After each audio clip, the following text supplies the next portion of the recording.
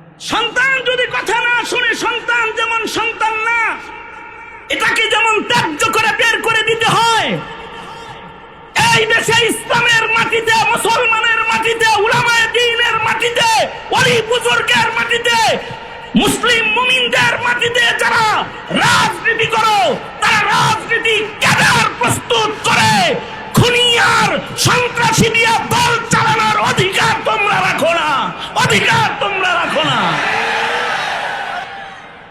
তোমাদের ওই সন্ত্রাসী কর্মীগুলা দলের কর্মী হতে পারে না, যারা জমিনের মানুষের রক্তের নিরাপত্তা দিবে না, যারা মুসলমানের জান আর মালের নিরাপত্তার বিধান করবে না, সন্ত্রাসী দিয়ে দল পালানোর চেষ্টা কেউ করবে না, দল চালানোর চেষ্টা করবে না। কারণ আওয়ামী লীগ সন্ত্রাসী কম করে নাই, আওয়ামী লীগের সন্ত্রাসী কেউ মাইনে নেয় নাই। আপাতত বুবু পাশেই আছে, কাছাকাছি পজিশনে, বাইরে আছে, এ দেশে নাই। এই দেশে যারা সন্ত্রাসী রাজনীতি করবে আর উলামায়ে কেরামকে বৃদ্ধাঙ্গুলি দেখাবে, তাদেরকে দেশে থাকতে দেওয়া হবে না, থাকতে দেওয়া হবে না এদেশে। কারণ এটা মুসলমানের দেশ, মুসলিম মিল্লাতের দ্বিতীয় বৃহত্তর ঘাঁটি আমার সোনার মাটি বাংলাদেশ। উপমহাদেশের প্রখ্যাত ইসলামী আইন বিশারদ, কায়েদে জমিয়ত হযরতুল আল্লামা মুফতি মুহাম্মদ ওয়াক্কাস রহমতুল্লাহ আলাইহি প্রতিষ্ঠিত জামিয়া ইমদাদিয়া মাদানীনগর জামিয়ার বার্ষিক মহতি ওয়াজ মাহফিলের মোহতারাম সাদার, মোহতারাম সভাপতি, উপস্থিত হযরত বুজুর্গ উলামায়ে কেরাম, সম্মুখপানে সমবেত দিন প্রিয়, ইসলাম প্রিয়, দিনদার ইমানদার মুমিন মুসলমান ভাইয়েরা, আল্লাহর দরবারে শকর। আল্লাহ রাব্বুল আলামিন অত্যন্ত দয়া করে, মায়া করে, ভালোবেসে জামিয়ার ঐতিহাসিক সম্মেলনে গভীর রাত্রি, মধ্যরাত্রি প্রায় এমন সময়েও আমাদেরকে আল্লাহ তাআলা মজলিসে বসে থাকার তৌফিক দান করেছেন। এজন্যে কালিমাতুশ শুকর পড়ি, শুকরিয়া আদায় করি, জবান খুলে মোহাব্বতে বলি আলহামদুলিল্লাহ। আমার জন্য আজকের এই মহতি আয়োজনের উপস্থিতি একটি সাআদাতমন্দি। কায়েদে জমিয়ত আল্লামা মুফতি ওয়াক্কাস রহমতুল্লাহ আলাইহির নিসবতে আজকের এই মহতি সম্মেলনে হযরত মুফতি সাহেব হুজুর রহমতুল্লাহ আলাইহি উপস্থিত না থাকলেও ওনার নিসবতে গোটা দক্ষিণবঙ্গের আকাবির হজরতরা এখানে উপস্থিত হয়েছেন। পাশাপাশি বিভিন্ন মাদারিস থেকে মুহাদ্দিসিন, মুহতামিম হজরাত, আইম্মায়ে মাসাজিদ, মাদারিস, ওলামা হজরতরা এখানে হাজির হয়েছেন। মুফতি ওয়াক্কাস রহমতুল্লাহ আলাইহির সুযোগ্য সাহেবজাদা হযরতুল আল্লামা হযরত মাওলানা রশিদ আহমদ বিন ওয়াক্কাস, ওনার সাথে আমার দোস্তি ও মোহাব্বত, বন্ধুত্ব, ভালোবাসা। এই ভালোবাসারও কারণ ওনার আব্বাজান রহমতুল্লাহ আলাইহি আমাকে ভালোবাসতেন, মোহাব্বত করতেন। সেই ভালোবাসা থেকে উনি আমাকে নির্দেশ করেছেন যে আব্বার স্মৃতিবিজড়িত মাহফিলে আপনাকে যেতে হবে। আমি ওনার আবেদনে হাজির হয়েছি এবং ওনার সাথে পয়লা মোলাকাতে সালাম না দিয়ে আগে বলছি লাব্বাই, যে আমি হাজির। তা বহরহাল আমার জন্য খুশনসিবি যে আমাকে এই মুহূর্তে কিছু বলতে বলা হয়েছে, এটা ওনাদের উদারতা আর আমার সাআদাতমন্দি। মজলিসে উপরে নিচে এত পরিমাণে ওলামা হজরতগণ বসা আছেন যে ওনাদের সামনে কথা বলার মতো পুঁজি আমার নাই। আমার তো সৌতি আলী জৌফি খালি। ওনারা নির্দেশ করেছেন আল আমরু ফাওকাল আদাব, তাই কিছু কথা আপনাদের সামনে বলবার মানুষে সুমশহুর, অধিক পঠিত একটি আয়াতে কারিমা আপনাদের সামনে তিলাওয়াত করেছি, হাদিসের অংশ আপনাদের সামনে পেশ করেছি। এইগুলোকে সামনে করে ছোট্ট করে একটি সবক আপনাদের সামনে তাকরার করার ইরাদা রাখি। আল্লাহ তাআলা কিছু উপকারী কথা আপনাদের সামনে উপস্থাপন করার তৌফিক দান করেন। আপনারা দোয়া করুন, বলুন আমিন। আমি কোনো ভূমিকা না দিয়ে আমি সরাসরি আমার সবকের দিকে প্রবেশ করতেছি। এই পৃথিবীতে সবচেয়ে দামি সম্পদ হলো মানব সম্পদ। মানব সম্পদ যতদিন সংরক্ষিত থাকবে ততদিন পৃথিবী, মানব সম্পদ ভালো থাকলে, এটা যদি নষ্ট না হয় তাহলে পৃথিবী ভালো থাকবে, পৃথিবী ধ্বংস হবে না। আর মানব সম্পদ যেদিন নষ্ট হয়ে যাবে সেদিন আল্লাহ তাআলা নির্দেশ করবেন ইসরাফিলকে বাঁশি বাজাতে, তো কিয়ামত সংগঠিত হয়ে যাবে। মানব সম্পদ দুনিয়াতে থাকার কারণেই পৃথিবীর এই সব সম্পদের সংরক্ষণ হবে। যেদিন মানব সম্পদ থাকবে না সেদিন এই পৃথিবীকে আল্লাহ তাআলা রাখবেন না, কোনো সম্পদই এই পৃথিবীর এগুলো আর থাকবে না, কিয়ামত সংগঠিত হয়ে যাবে। মানব সম্পদ শুধু মানুষ হিসেবে জন্মগ্রহণ করলেই এটা মানব সম্পদ হয় না। মানব সম্পদটা আল্লাহ পাকের পছন্দের রঙের রঙিন মানব সম্পদ হতে হয়, পছন্দের মানুষ হতে হয়। মানুষ যদি আল্লাহর পছন্দের হয় তো সে দুনিয়ার শ্রেষ্ঠ সম্পদ হয়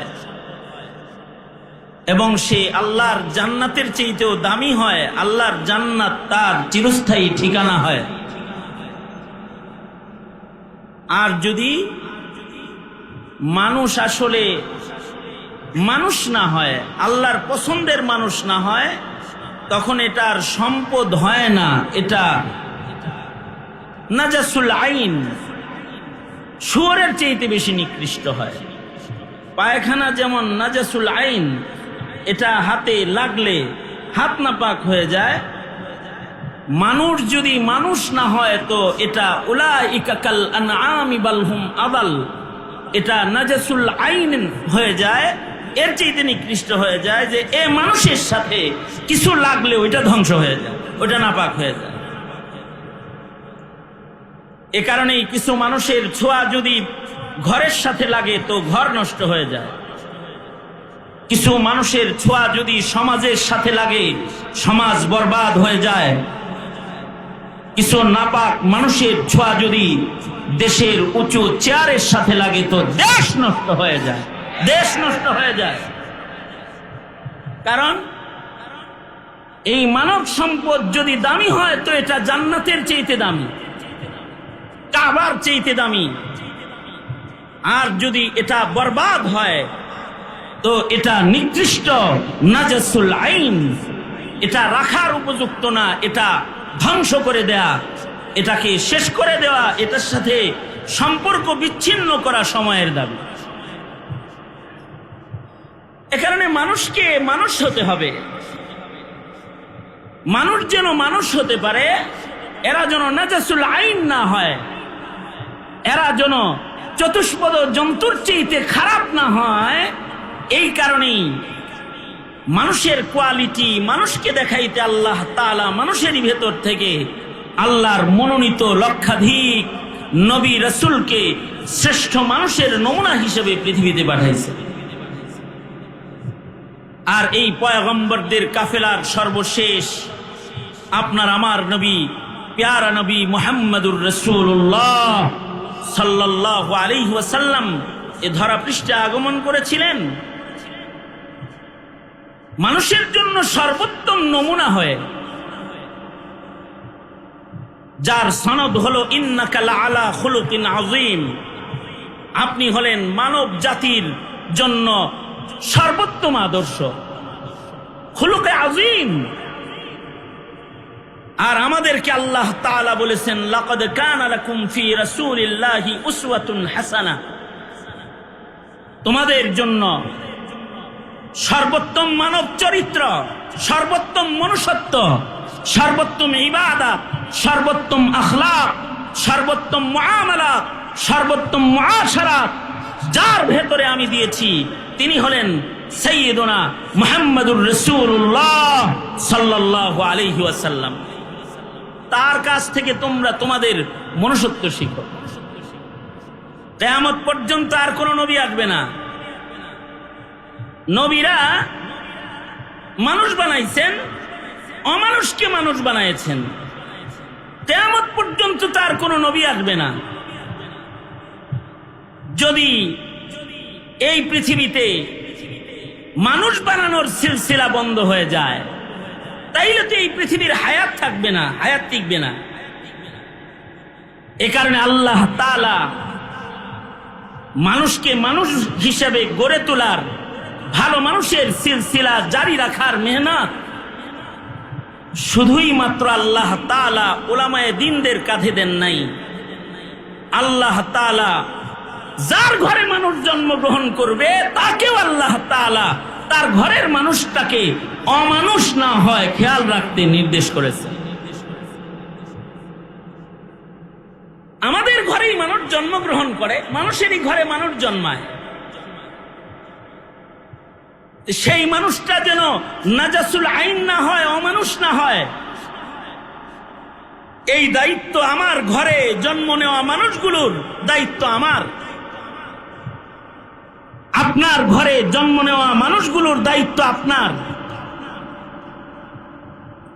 যার যার ঘরে নতুন মানুষ আসতেছে এই মানুষগুলার দায়িত্বভার ওই ঘরের কর্তার। আলা কুল্লুকুম রাইন ওয়া কুল্লুকুম মাসউলুন আন রাইয়াতিহি। ময়দানে মাহশারে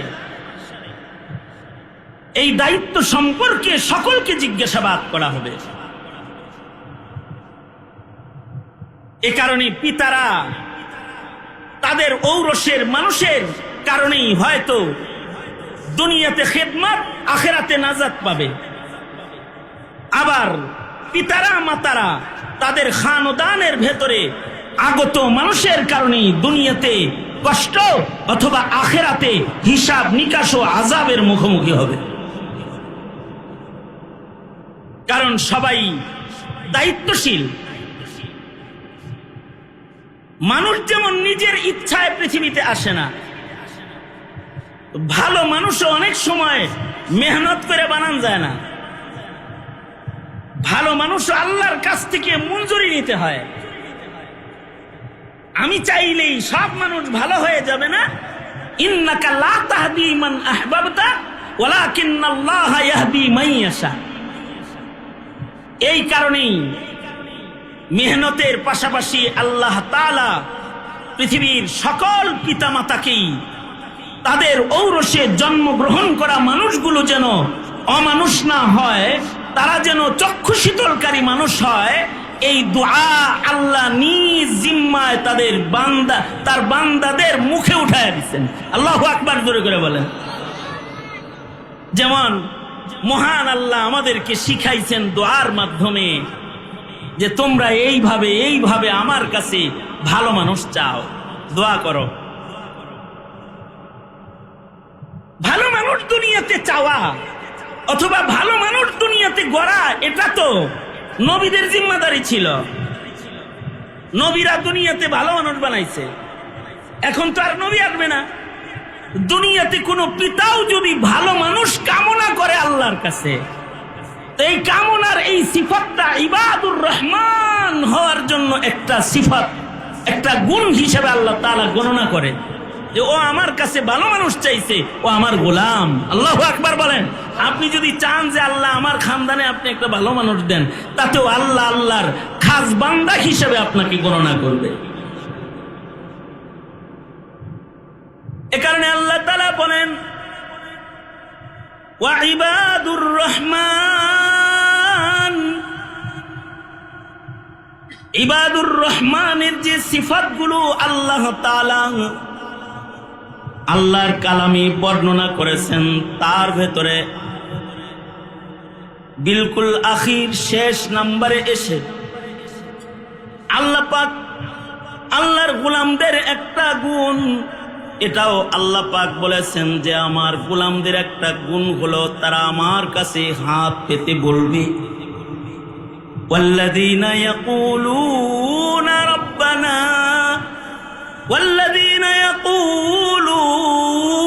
ربنا هب لنا من أزواجنا وذرياتنا قرة أعين وجعلنا للمتقين إماما।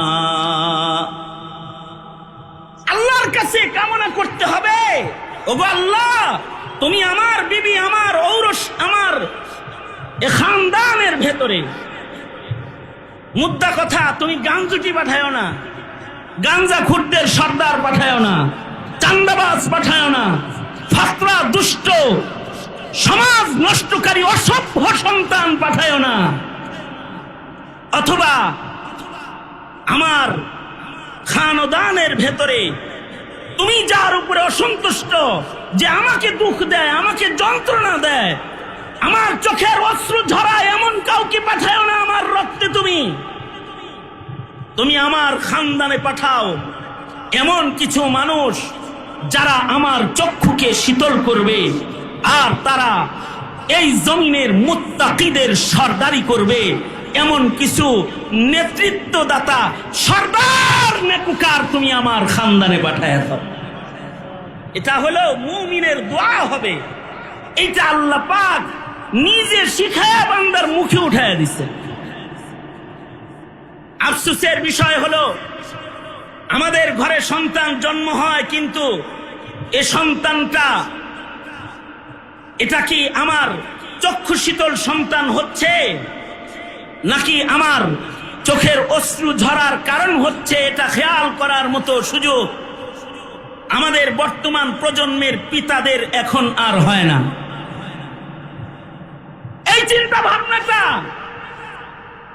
এইটা যখন সরে যায়, তখন খানদানের ভেতরে ইমানদারের আগমন বন্ধ হয়ে যায়, খানদানের ভেতরে নাস্তিক মুরতাদ বেঈমানের আগমন শুরু হয়ে যায়। খানদানের ভেতরে নাস্তিক জন্মায়, মুরতাদ জন্মায়, বেঈমান জন্মায়। এই ভাবনা এটাও নবী রাসূলগণ উম্মতকে শিক্ষা দিয়েছেন। এখানে যারা আসছেন, যাদের খানদান চালু হয়ে গেছে, ছেলে হইছে অথবা ছেলের ঘরে নাতিপুতি হইছে, বিয়ে শাদী করছেন, এরকম মানুষের সংখ্যা কিরকম তা জানা নাই।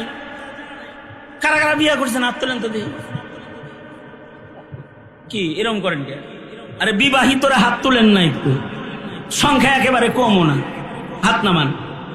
আপনারা যারা বিয়া করেন নাই, তারা কি সাবেক রেল মন্ত্রীর বিয়া ছাড়া সংগঠনে যোগ দেওয়ার কোন নিয়ত আছে নাকি? তাহলে আপনিও হাত তোলেন। তার মানে আপনিও ওইরকম বৈরাগ্য সংগঠনে যোগদান করার মতো নিয়ত আপনাদেরও নাই। তার মানে আপনারা বিয়া করবেন, নিয়ত আছে। বিয়ে যে করবেন নিয়ত আছে, অথবা বিয়ে করছেন, সন্তান আছে, কাজটা কি? কাজ কি? কিছু মানুষ দুনিয়াতে জন্ম দেওয়া আর তারে ডক্টর, ইঞ্জিনিয়ার, নাস্তিক বানানো, কিছু সন্তান জন্ম দেওয়া, তার জন্য ডুপ্লেক্স বাড়ি বানানো, আর কিছু প্রাসাদ বানানো। পিতা হিসাবে কি আপনার কাজ একটা সন্তান কি একটু বড় করে রিকশার হ্যান্ডেল ধরায় তারে ছেড়ে দেওয়া? অথবা পিতা হিসাবে কি আপনার এটাই কাজ যে আপনি একটা সন্তানকে শুধু খাওয়ায়া ভরণ পোষণ করে বড় করে ছেড়ে দিবেন? এটাই কি আপনার কাজ? এই দায়িত্ব আদায় করা, এটা তো আপনার উচিত যে আপনার ঔরসের সন্তানটা যেন বেঈমান না হয়, আপনার ঔরসের সন্তানটা যেন বেদিন না হয়, আপনার ঔরসের সন্তানটা, আমার ঔরসের সন্তানটা যেন ইসলাম থেকে বেরিয়ে অন্য কোনো জায়গায় সে ছিটকে পড়ে না যায়। এই ভাবনা, এই দায়িত্বশীলতা, এটা প্রতিটি মুসলিম পিতা মাতার ভেতরে থাকা ফরিজা, এক কর্তব্য, ফরজ কর্তব্য। এটা আমি একটা গল্প দিয়ে আমি আমার আলোচনা শুরু করি। আজকে আর একটা গল্প দিয়ে আলোচনা শেষ করার নিয়ত করছি। শুরু করি একটা গল্প দিয়া। গল্পটা হলো হজ্জে বাইতুল্লাহর সফরে এক বুড়া চাচার সাথে আমার দেখা। একই রুমে থাকি বুড়া চাচা আর আমি। চাচার মেয়ে, মেয়ের জামাই, নাতি নাতনি এরাও হজে গেছে, পাশের রুমে আছে। তো এক পর্যায়ে চাচার জামাই এই রুমে আসছে শ্বশুরের সেবা যত্ন করতে, খেদমত করতে। তো চাচা জোরে করে আলহামদুলিল্লাহ বলে, হুজুর আলহামদুলিল্লাহ, জামাইটাও আছে, আপনিও আছেন, একটু দোয়া দিয়ে দেন, এটা আমার ছোট মেয়ের জামাই। এটা বললেন। আমি তাকে দেখে তো মনে করছি আমাদের রশিদ আহমদ ভাইয়ের আকৃতি আর কেমন। আমি মনে করছি এটা আস্ত কোনো শাইখুল হাদিস হবে, কোন মাদ্রাসা। আরো বুজুর্গ ভাবসাব, পাগড়ি পুগড়ি, দাড়ি, টুপি, লিবাস দেখে মনে হয় পাক্কা সাচ্চা একজন শাইখুল হাদিস। আমি ওনাকে ডরে ভয়ে জিজ্ঞেস করলাম, ভাইজান কোন মাদ্রাসার খাদেম? এটা জিজ্ঞেস করছি। উনি একটু শর্মিন্দা হইছে। উনি বলে, না হুজুর, আমি আপনার ভক্ত, আপনার বয়ানও শুনি, ওই যে তবলিগের মাঠেও আপনার বয়ান শুনছি। দাওয়াত তবলিগের বরকতে এই রংটা আল্লাহ দান করছে, আল্লাহওয়ালাদের সোহবতের বরকতে আপনাদের মতো দেখা যায়।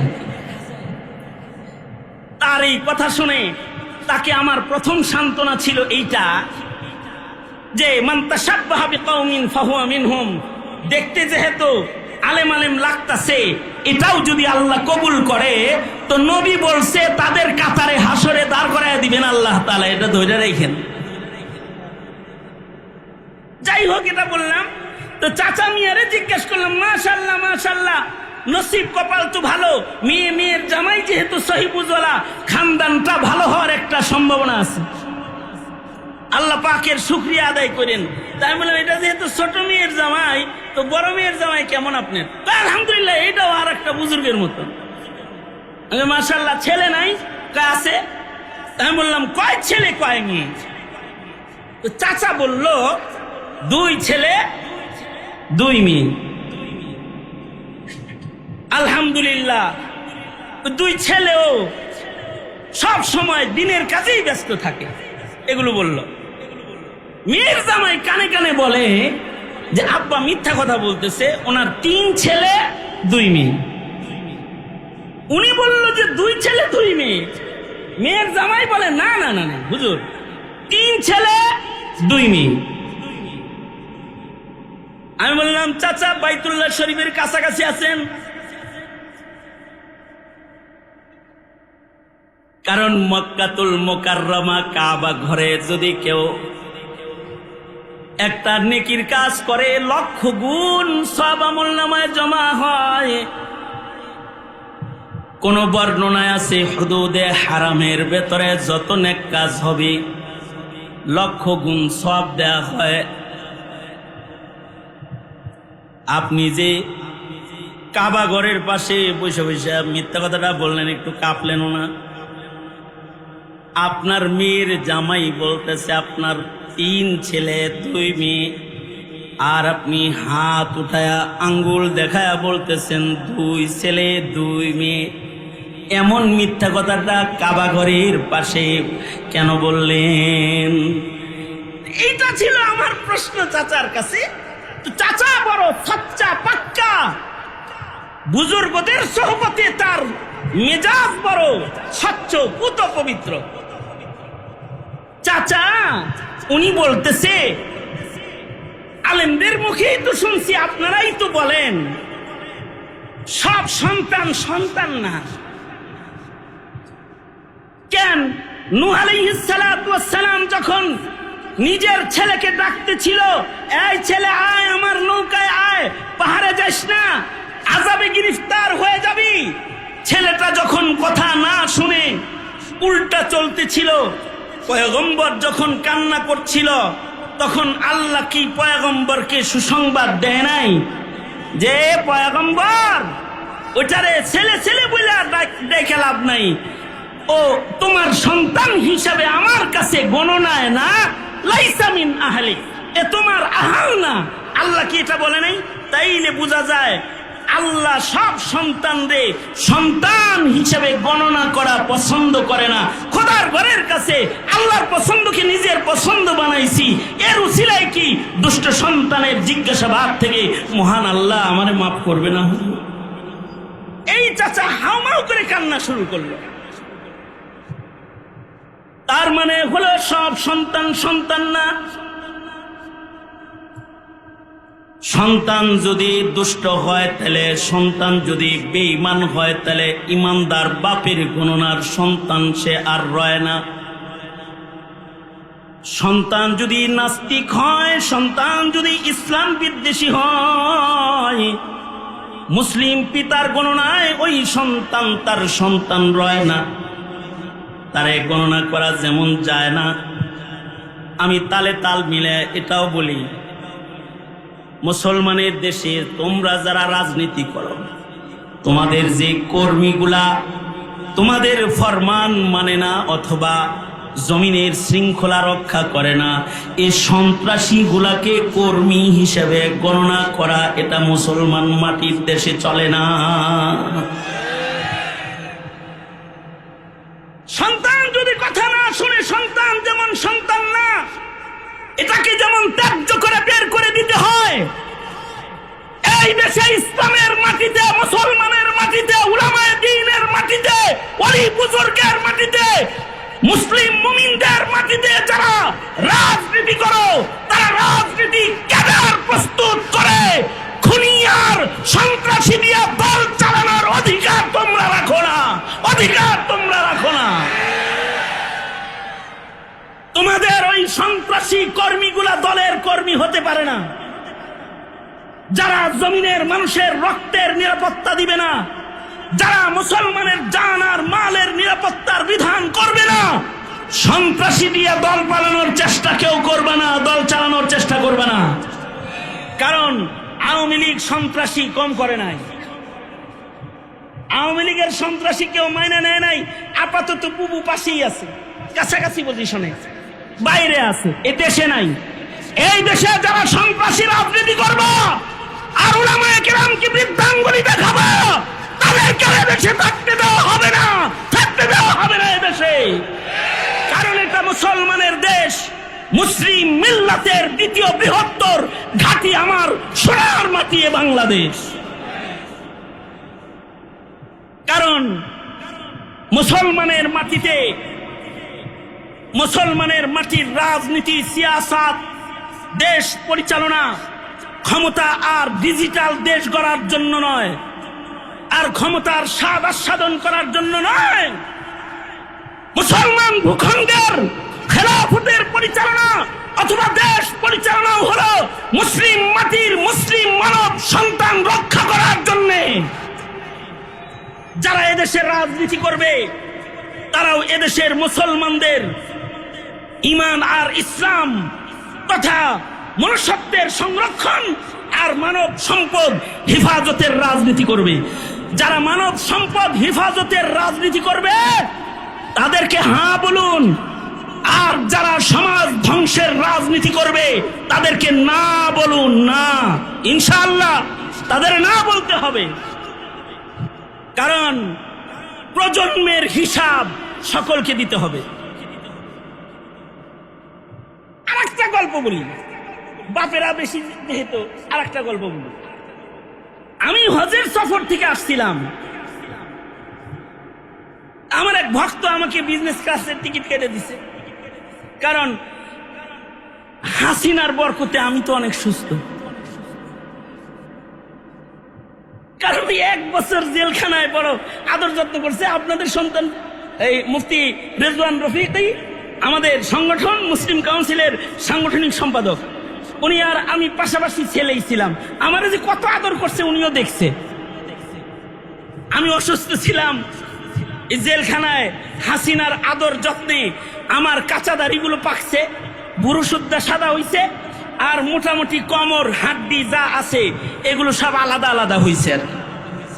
আমার এই বাহ্যিক হালত যারা জানে তারা আমার খেদমত করে। আজকেও তো আমি দামি গাড়িতে চড়ে আসছি, ল্যান্ড ক্রুজার, তাও V8, এমপিরা যেটা ব্যবহার করে ওইটা নিয়ে আমি আজকে আসছি। কিন্তু এটা তো আমার গাড়ি না। আমার ভক্ত বলে যে হুজুর কষ্ট করে যাইবেন, হাসিনা তো আপনার খেদমত করছেই, আমরা একটু খেদমত করি, এটা লয়ে যান।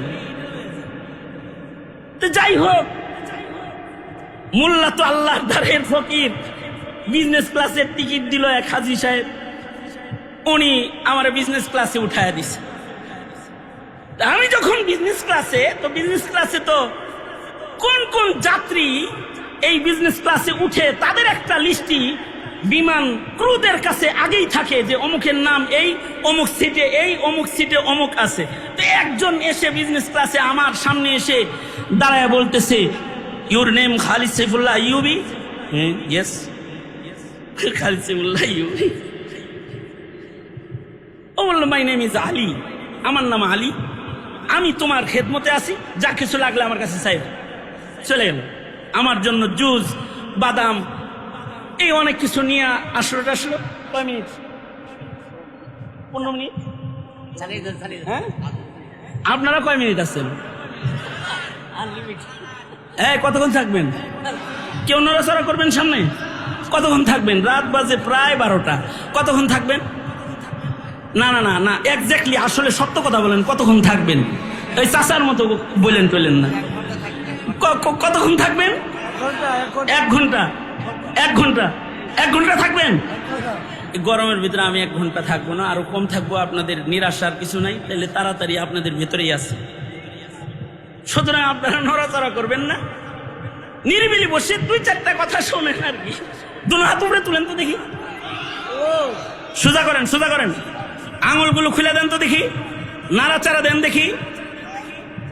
মাশাআল্লাহ, মুফতি ওয়াক্কাস রহমতুল্লাহ আলাইহির সৈনিকেরা জিন্দাবাদ। মাশাআল্লাহ, সোজা করেন, সোজা করেন, সোজা করেন, নাড়াচাড়া দেন। জোরে আওয়াজ করে, জবান খুলে, চিৎকার করে, উঁচু স্বরে করে বলেন আল্লাহু আকবার। হাত নামান। এই যেমন আমার সাথে ছিলেন, আর 2-4টা কথা শুনে জানার। আমি, ও আমার জন্য জুস লয়ে আইছে, বাদাম টাদাম লয়ে আইছে, আমি মনে মনে খুশি। মাশাআল্লাহ, একজন মুসলিম হাতের মেহমানদারি, ভাগ্য ভালো কোনো বেডিয়া হয় নাই, আলী নামের বেডাই আইছে, আয় আমার খেদমত করতেছে। 2টা কাম হয়েছে, একে তো পুরুষ খেদমতের লোক পাইছি, কারণ বিমান বালার তো অভাব নাই, পুরুষ খাদেম পাইছি, আবার আলী নাম মুসলিম পাইছি। মাশাআল্লাহ, আলহামদুলিল্লাহ। ভিতরে ভিতরে আলহামদুলিল্লাহ পড়ছি আর কি মনে মনে। একটু পরে আসে যায়, ও আমার দিকে বারবার তাকায়। কিছু সময় পরে কাছে আইসা বলে, আমার চেহারা ধরে বলে যে ইউ আর এ সুন্নি মুসলিম। দাড়ি ধরে বলতেছে, you are a Sunni Muslim brother, you are a Sunni Muslim. আমি ওর প্রশ্নের ভাব দেখে বুঝছি ও কি জানতে চায়। আমি বললাম, হ্যাঁ I am Sunni Muslim. You are a Sunni Muslim? আমি ওরে জিজ্ঞাসা, তুই কি সুন্নি মুসলিম? তোর তো দাড়ি কিছু নাই, নাম তো আলী, দাড়ি নেই। দাড়ি যদি কারোর না থাকে, দাড়ি যদি ইচ্ছাকৃত কেউ কাটে, তাহলে তার অবস্থা কিন্তু খুব খারাপ হয়। আমাদের দেশে আমরা শিথিলতা করি, শক্ত কথা বলি না। কয়েকে আমাদের বুজুর্গরাও কইছে, দাড়ি নিয়ে বেশি কথা কইেন না, কলবের ভিতরে দাড়ি আছে, আস্তে আস্তে উঠতে যাইবো, এটা উপর দিয়ে আইব। যাই হোক, এটা আমাদের বুজুর্গদের সোফাইটি মেজাজের কারণে। কিন্তু বাজ্জাজিয়া, ফতোয়া বাজ্জাজিয়ার ভেতরে আছে দাড়ি শাআইরুল্লাহর একটি। দাড়ি এটা খালি সুন্নত না, কিন্তু এটা শাআর ইসলাম। শাআইরুল্লাহের অন্যতম একটি শাআর হলো মুসলমানের মুখের দাড়ি। সুবহানাল্লাহ, আগামীকালকে বললেন দাড়িটা কি শুধু সুন্নাত? ফতোয়া বাজ্জাজিয়া, দাড়ি হলো শাআইরুল্লাহর অন্যতম একটি শাআর। আপনি বলবেন শাআইরুল্লাহ দিয়ে কি করব? শাআইরুল্লাহর আজমত যদি কারোর দিলের ভেতরে না থাকে, তাহলে আল্লাহর বক্তব্য হলো ওমাই ইউআযযিম শাআইরাল্লাহ ফাইন্নাহা তাকওয়াল কুলুব। যার হৃদয়ে শাআইরুল্লাহর আজমত থাকবে, তার ভেতরে তাকওয়া আছে, তার ভেতরে ঈমান আছে। দাড়ি, মসজিদ, কোরআন, নবী, ইসলাম, ধর্ম, ইসলামের বিধান, শাআরে ইসলাম, এটার আজমত যার ভেতরে থাকবে না, নামে মুসলমান থাকবে, আসলে মুসলমান না, আসলে মুসলমান না। আপনি তো মুসলমানের ঘরে আপনার সন্তানটাকে পাঠিয়ে দিচ্ছেন হলে এমন স্কুলে যে যায় শাআইরুল্লাহর উপরে আক্রমণ করে, যার কাছে পর্দা ভালো লাগে না। মুসলিম নারী পর্দা আর বুরকা পরিহিতা অবস্থায় সে স্কুলে গেলে মুসলিম ঘরের সন্তান তাকে তিরস্কার করে।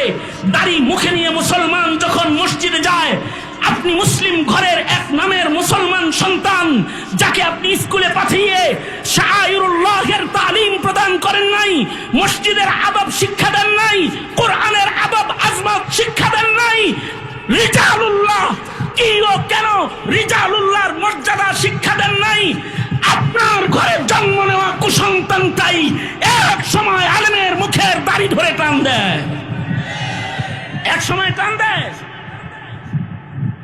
এটারে শাআইরুল্লাহ মনেই করে না অনেক, মনে করেন সুন্নত, রাখলে রাখলাম, না রাখলে না রাখলাম। মাদ্রাসা কয় আমি মাদ্রাসা শাইখুল হাদিস, দাড়ি নেই। রাগ হইন, রাগ হইন। হেও বুখারী শরীফ পড়ায়, দাড়ি নেই। দাড়িটা যে কি এটা জানেই না। সরকারি সার্টিফিকেট নিয়ে শাইখুল হাদিস হিসাবে বুখারী শরীফের সামনে দাঁড়াইলেই তুমি মুহাদ্দিস হয়ে গেলা। এখনো পর্যন্ত শাআইরুল্লাহ কেনার যোগ্যতা তোমার হয় নাই। অথচ দাড়ি সম্পর্কে ফকিহদের কেউ কেউ কতটা শক্ত জানেন? যদি হুকুমতে ইসলামিয়া এই দেশে হয়, যে দেশে হুকুমতে ইসলামিয়া থাকবে, আর যদি সেই দেশে বিচার বিভাগ যদি শরিয়া আদালত রয়, তাহলে কোন কোন ফকিহ ফয়সালা দিছে, এটার উপরে ফতোয়া না, কিন্তু কোন কোন ফকিহের সিদ্ধান্ত হলো যে দাড়ি কাটবে ওর হাত কেটে দাও, ওর কান কেটে দাও, ওর চোখ উঠায় ফেলাও। কারণ হাত শাআইরে ইসলাম না, শাআইরুল্লাহর একটাই হাত না, কান শাআইরুল্লাহর কোনো অঙ্গ না, চক্ষু শাআইরুল্লাহর কোনো অঙ্গ না। মুসলমানের মুখের দাড়ি হলো শাআইরুল্লাহর অন্তর্ভুক্ত। বেয়াদব কোথাকার, রাজনীতি করতে গিয়ে আলেমের হাত মুখের দাড়িতেও হাত লাগিয়েছিলি। যদি শরীয়তে ইসলাম থাকতো তার হাতকে কেটে দেওয়া হতো।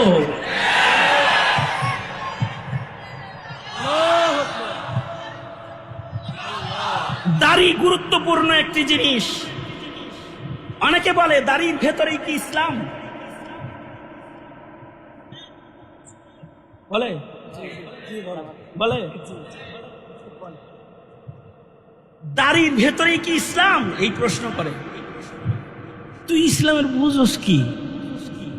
তুই যে বললি দাড়ির ভিতরে কি ইসলাম, তুই ইসলামের বুঝিসটা কি সেইটা বল আগে।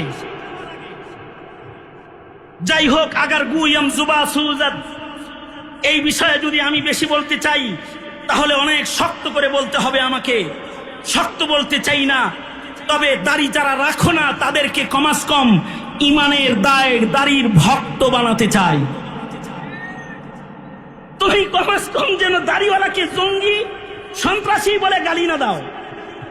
এইটার জন্য এতটুকুন বললাম, এই ছাড়া আর কিছু না। ইন্নাকা লা তাহদি মান আহবাবতা, আমি বললেই যে তুমি এটা মানবে এটাও জরুরি না। রাসূল বলেছে তাই মানে নাই। ঠিক না? ঠিক না? বিষয়টা ঠিক না? যাই হোক, এক জায়গা থেকে আরেক জায়গায় চলে গিয়েছিলাম। আমি বললাম আমার তো দাড়ি আছে দীক্ষা, তুই আমার দাড়ি ধরে বললি ইউ আর এ সুন্নি মুসলিম। তুই তো দাড়ি নাই, you R Sunni Muslim, you are এ মুসলিম। এই জিজ্ঞাসা করেছি আমি। জিজ্ঞাসা করার সাথে সাথে সে বলতেছে আমি খ্রিস্টান। সে বলতেছে আমি খ্রিস্টান। আমার তো মাথায় হাত, কয় কি ভাবলাম, ও বললো না কি, ভাবলাম ও আলী, ও মুসলিম। শিয়া কইতো তাও একটা মেনে নিতাম, যে শিয়ারা অনেক সময় নিজের নাম আলী রাখে। ও কয় আমি খ্রিস্টান। মাসালা আমার হল হয় নাই। তো আমি এই চিন্তা করতে করতেই ও আমার দুশ্চিন্তা দূরকরণের জন্য ও বলতেছে মাই গ্র্যান্ডফাদার ইজ মুসলিম। ও বলতেছে যে আমার দাদা মুসলমান। আমি বললাম তোমার দাদা মুসলমান, তুমি কেমনে খ্রিস্টান? ও কয় আমার দাদা তো মুসলমান ছিল, কিন্তু আমার বাবা যেখানে লেখাপড়া করেছে সেখানে পড়ে মুসলমান আর আহলে কিতাব অথবা খ্রিস্টানের ব্যবধান করার যোগ্যতা আমার বাবার ছিল না। আমার বাবা একটা আহলে কিতাবকে বিয়ে করেছে, খ্রিস্টানকে বিয়ে করেছে। তবে তবে আমার বাবা যখন বুঝেছে সন্তানগুলা তো এই মহিলার পেট থেকেই হয়েছে, আমার মায়ের পেট থেকে আমরা বেরিয়েছি, আমরা যেন মায়ের দলে চলে না যাই, সে কারণে আমাদের 4 ভাইয়ের নাম আমার বাবা 4 খলিফার সাথে মিলায় রাখছে। অর্থাৎ আমার বড় ভাইয়ের নাম আবু বকর, আমার মেজু ভাইয়ের নাম উমর, আমার সেজু ভাইয়ের নাম উসমান, আমি নাম্বার 4, আমার নাম আলী। মানে বাপে 4 খলিফার সাথে মিলা 4 সন্তানের নাম রাখছে। কিন্তু সে বলল, কিন্তু আমরা ছোট থাকতেই আমাদের বাবা ইন্তেকাল করেন, মা আমাদেরকে খ্রিস্টান স্কুলেই ভর্তি করাইছে, খ্রিস্টান হিসাবেই আমরা বড় হয়েছি এবং খ্রিস্টান বাড়িতেই আমাদের বিয়ে শাদী হয়েছে। অসুবিধা নাই, তোমাদের রব আল্লাহ, আমাদের রব আল্লাহ, তুমি এত দুশ্চিন্তায় পড়ছো কেন? আমাকে বলতেছে তুমি একটা ধর্ম মানো, আমিও একটা ধর্ম মানি।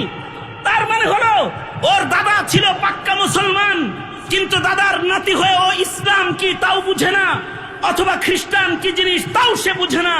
এত দূরত্ব ওর যে আসলো অনেকগুলো জেনারেশন পার করে নয়, মাত্র একটা জেনারেশন মাঝখানে ধর্ম শিক্ষার অবহেলায়, এই অবহেলার শিকার হওয়ার কারণে দ্বিতীয় 2nd জেনারেশন এটা মুসলিম নয়, খ্রিস্টান হয়ে গেল। আমি বিমানে 5.5 ঘন্টা সফর করেছি বটে, কিন্তু এই 5.5 ঘন্টার ভেতরে না আমি আমার চোখকে লাগাইতে পেরেছি, শুধুই মাত্র এটাই ভেবেছি, এই লোক যদি 1 জেনারেশন পূর্বের দাদা মুসলমানের সন্তান হয়ে যদি নাতি হিসাবে সে খ্রিস্টান হয়, আমরা যদি আমাদের দেশটাকে নাস্তিকবাদের হাতে ছেড়ে দেই, আওয়ামী লীগ আর যারা নাস্তিকদের দোসর, যারা আমেরিকার গোলাম, যারা হিন্দুস্তানের গোলাম, যাদের কেউ এদেশকে হিন্দুস্তান বানাইতে চায়, যাদের কেউ এদেশের মুসলমানদেরকে ধর্মান্ধ বানাইতে চায়, যাদের কেউ এই দেশের মুসলমানকে মূর্তি পূজা শিখাইতে চায়, অথবা যাদের কেউ এই দেশে সমকামিতাকে চালু করতে চায়, যাদের কেউ এই দেশের শিক্ষাঙ্গনে যারা গানের শিক্ষক নিয়োগ দিয়ে গানকে এদেশের মুসলমানদের পাঠ্য বস্তুতে পরিণত করতে চায়, ওদের কাছেই যদি এই দেশ চলে যায়, তাহলে আমি জানি না আমার পরের কয়েক জেনারেশন ইমানদার হিসেবে জন্ম নিবে। আমার তো ভয় হয় 3rd জেনারেশন 4th জেনারেশন এক সময় গিয়ে দেখা যাবে মুসলমানের ঘরে মুসলিম তালাশ করে পাওয়া যায় না। যদি এটাই হয় আমার দেশের মুসলিম অথবা দ্বিতীয় বৃহত্তর মুসলমানদের জীবনের ভবিষ্যৎ, তাহলে আমি জিজ্ঞাসা করব, হে পিতা, আপনি কোন স্বপ্ন নিয়ে দুনিয়ার জীবন পার করছেন? আপনি কি খ্রিস্টানের দাদা হতে চান, অথবা নাস্তিকের নানা হতে চান, নাকি মুসলিম মিল্লাতের নাজাত প্রাপ্ত সন্তানদের দাদা নানা হতে চান? এটা হবে আমার আপনাদের কাছে জিজ্ঞাসা।